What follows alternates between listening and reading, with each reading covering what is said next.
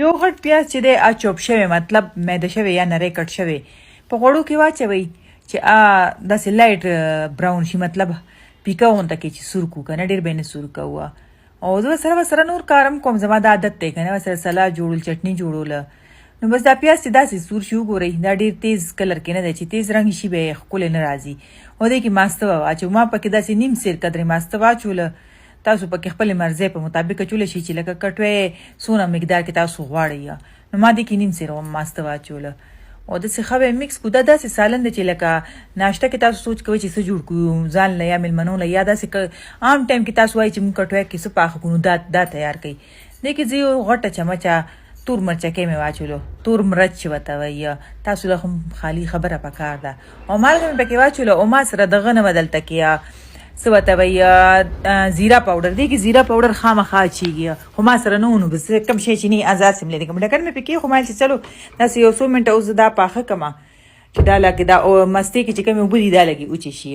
چې دا وشي بس بیا سره وګورو مې دلته مستی چې دی هغه لګي وبو چې کې او زه سره ما ښه کافي کار وکړو لکه یا شیدلې اګیم چې دی هغه مې سپینې کې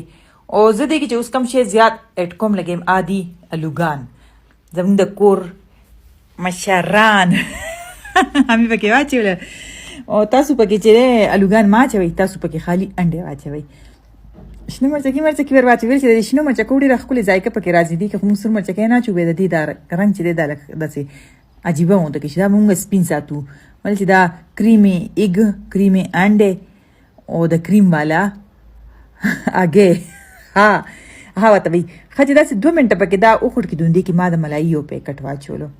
بس دې کې دا بالکل تیار چې ملایي پیکټ پکې واچوي نو ګیس ورلاندې بند کړئ لکه دې ته د خټکولو ضرورت بیا نشته بس دا بالکل ریډي شو واخلئ څنګه مزېدار څنګه سپین ښکاري دا په خوړلو کې واقعي دومره مزېدار یي که نه چې که تاسو جوړې کړئ نو تاسو به همیشه دا ځان ته پخوئ چې دا خو واقعي د ډېره لاجوابه وی که نه او ورسره زه لګیم لکه سلاد مې تیار کو چټني مې تیاره کا ورسره بینګن مې کټ کو لکه ایکسټرا کارم چې څومره وما کچن کې ورسره وکړو بس دنیا مې پې واچوله او دلته A1 ریډي شو اوس ورسره که نان خورئ او که پراټه ورسره خورئ او که چپاتي ورسره خورئ چې څومره خوښ یو که تنوری ورسره پخوئ ځینې خلک خو دومره تکړه دي که نه چې کور کې تنور باندې روټۍ پخوي موږ خو هغې کې نه یو